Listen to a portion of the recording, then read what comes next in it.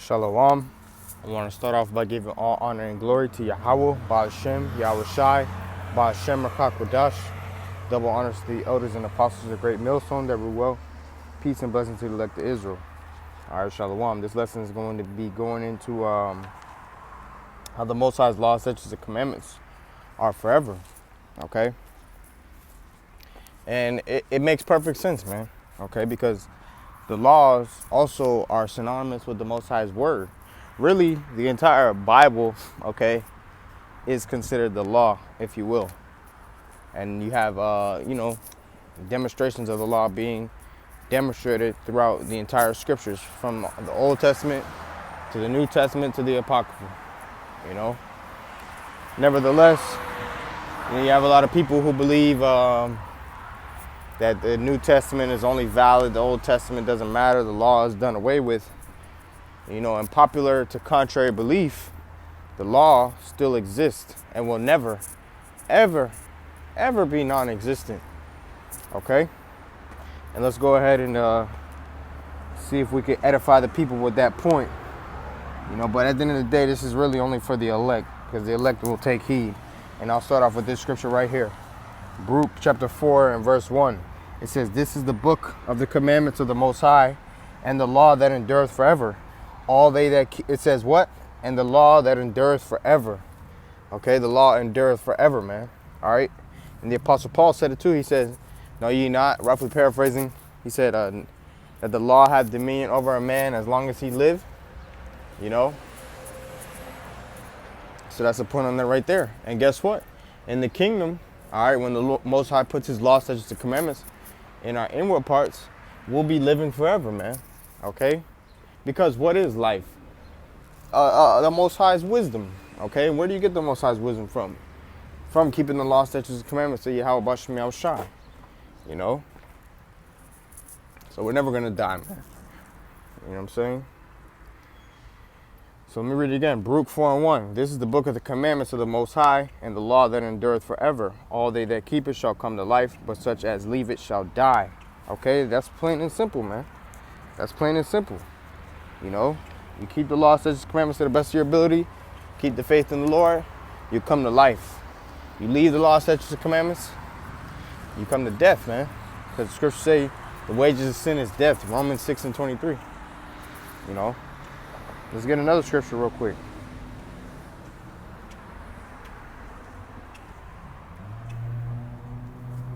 Malachi chapter 3 and verse 6. It says, "For I am the Lord Yahawah, I change not. Therefore ye sons of Jacob are not consumed." That's right. The Lord doesn't change, man. So his word does not change. Okay? And the Lord's Son does not change neither. All right? Let's go ahead and get that. Let's get that scripture. Hebrews 13 and 8. It says, "Yahawashi Mashiach, the same yesterday, today, and forever." That's right. So the Lord, Yahawashi, doesn't change as well, man. You know? He's in one accord with his Father. So if his Father doesn't change, Yahawashi doesn't change, man. And his Father is all about his law, statutes, and commandments, man. And that's exactly why the Son had to come. Because guess what? We had to be redeemed from under the law. Because if Yahawashi didn't come and redeem us from under the law, you know, who knows? Who knows what the hell would have happened to Israel, man?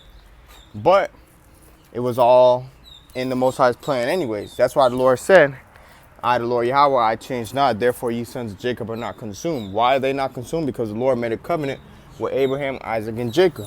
Okay, if the Lord changed, if the Lord wasn't a man of his word and he changed, then guess what? All Israel will be destroyed, because we're all wicked as shit. You know, except for the elect. But our righteousness is still as filthy rags. You know what I'm saying? Lord willing, we be of the elect. You know?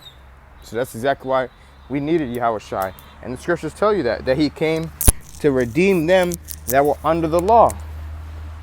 All right? That's in the book of Galatians. Let's see if I can get that scripture if the Spirit permits. All right. Galatians 4, starting at verse 5. It says, to redeem them that were under the law, that we might receive the adoption of sons. And the adoption was given to the children of Israel. All right? Romans 9 and 4. Okay? So there you go. The Lord does not change. Yahawashi does not change neither. Let me get this scripture proving that the Most High doesn't change as well, and that his laws, his word is forever. 2nd Ezra 8 and verse 22. Actually, I'll start at verse 20 to get the context. 2nd Ezra 8 and 20. O Lord, thou that dwellest in everlastingness, which beholdest from above things in heaven and in the air. Okay, so it says that he dwells from everlastingness, man. Okay. Verse 21. Whose throne is inestimable. Right, because where is the Most High's throne? In the heavens, man. All right. You know, in outer space, pretty much. And there's no estimate that they can put on outer space, man. All right. Esau doesn't have a full idea of how big space really is. You know, that's why they measure it by light years, which is a very high conversion, man, in length. Okay. And they measure the time. They measure it by time pretty much, you know, because that's how vast the universe is, man. You know, and there's no end to the universe. Just like how there's no end to the Most High's throne. That's why Yahawashi said, in my Father's house, there are many mansions. Those are talking about planets, you know. It says, whose throne is inestimable, whose glory may not be comprehended. Before whom the host of angels stand with trembling. Right, and that's a cut, man. Because James 2 and 19 pretty much says the same thing. It says the devils tremble in fear, and they believe in the Lord, you know. And it says who the host of angels stand with trembling. That's right, the angels, they fear the Most High, man. They're not out here fighting against the Most High, Satan taking 1/3 of the angels. That's bullshit. That's not biblical, okay? That's not biblical. That's confusion set up by Esau, the so-called white man. All right, and a lot of you jakes get trapped up in that spider web, man. You know. It says, whose work, verse 22, whose service is conversant in wind and fire, right? His angels. It says, whose word is true and sayings constant. There you go. It says his sayings are constant, man. It says, whose commandments is strong and ordinance fearful. There you go, man. All right. That's the point. That's the point on that right there. His sayings are constant. That was 2nd Ezra 8 and 22. All right. Constant means continuing, you know, non-ending pretty much. Luke 16 and 17, it says, and it is easier for heaven and earth to pass away, Salakia, than one tittle of the law to fail. That's right. And guess what? We're still here in heaven and earth. And the scriptures say in Ecclesiastes 1 and 4 that the earth abideth forever, man. So it says it's easier for the earth to pass away than one tittle of the law to fail. Okay? So guess what? The earth is going to abide forever. So that means that there's more of a chance of the earth passing before the law, such as the commandments does. One tittle of the law. You know, one little small thing of the law. Okay? And the earth abided forever, according to Ecclesiastes 1 and 4, man. You know? We get this one. Psalms chapter 100 and verse 5. It says, man, I'll start from the top because it's a short read. Psalms 101, a psalm of praise. Make a joyful noise unto the Lord Yahawah, all ye lands. Serve the Lord Yahawah with gladness. Come before his presence with singing.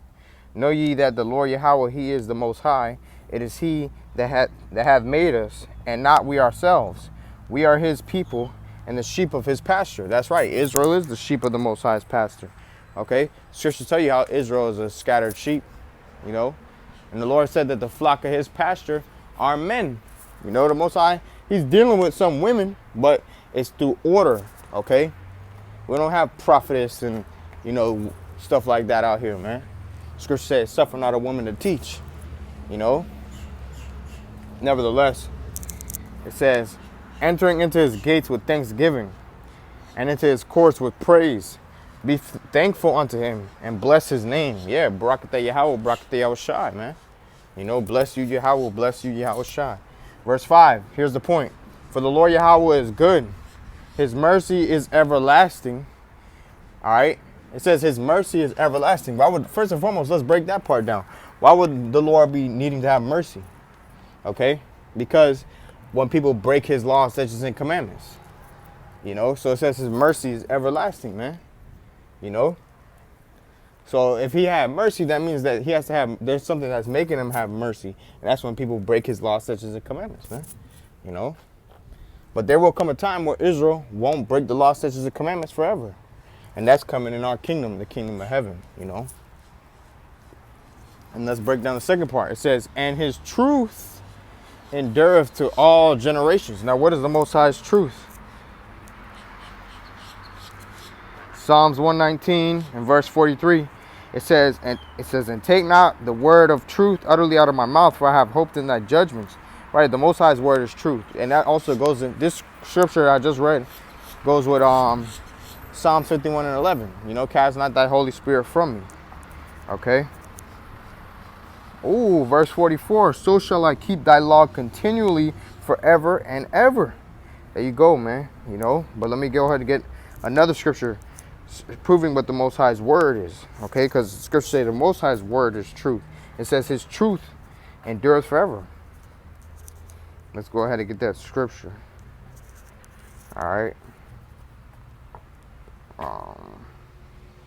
Psalms 119 and verse 142. It says, thy righteousness is an everlasting righteousness, and thy law is the truth. That's right. The Lord's law, statutes, and commandments is the truth, man. Okay? And so is his word. All right? Let me get Psalms 119 and 151. Thou art near, O Lord Yahawah, and all thy commandments are truth. Okay? There you go. But we're not done. We ain't done. All right. Slakia. Go back to Psalms 105, if the Spirit permits. And just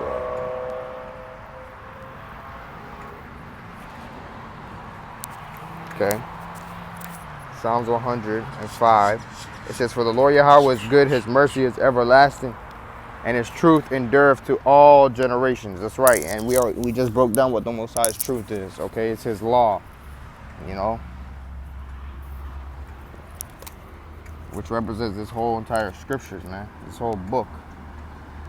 You know, and we know that because there's many times when Yahushua said, like for instance, there's one time when Yahushua was quoting the scripture in Psalms 82.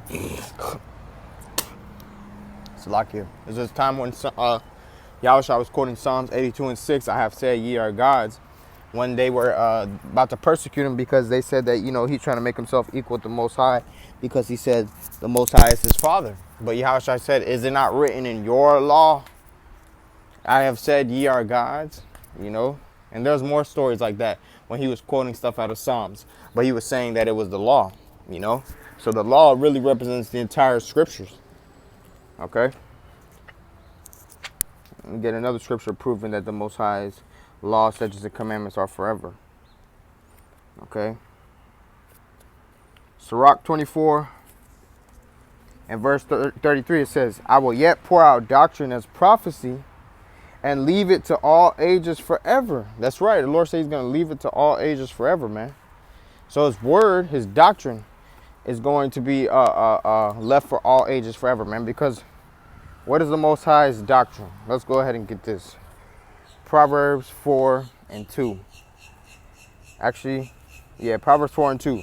For I give you good doctrine, forsake ye not my law. And that's the Most High's word, man. You know, that's his word. Okay? Which is to be kept to all generations. And it never fades away, man. Wisdom of Solomon 6 and 12. It says, wisdom is glorious and never fadeth away. That's right. So the law is forever, man. It says never fadeth away. Okay? So when the scriptures say that the law is our schoolmaster, ready to vanish or ready to wax away, that's talking about this first covenant, man. The first covenant is ready to wax away or ready to vanish. It has not vanished yet. That's why we're still teaching. Okay, that's why we still sin. You know, that's how we know we're not completely in the new covenant, because we're still teaching, man. We still sin. You know, we don't have new bodies. You know what I'm saying? The laws aren't programming our inward parts. Our people over here freaking acting like brute beasts over Popeye's chicken sandwich, man. You know? So, hey, that goes to show you. But let me read it again. Wisdom of Solomon 6:12. Wisdom is glorious and never fadeth away. Yeah, she is easily seen of them that love her, and found of such as seek her. That's right, man. And that's really the point on that right there. You know? So that's a lesson. Lord willing, this video was edifying. I want to give all honor and glory to Yahawah, BAHASHAM, YAHAWASHI, BAHASHAM, HaKakwadash. Double honors to the elders and apostles of the great millstone that rule well. Peace and blessing to the elect of Israel. Till next time, Shalom.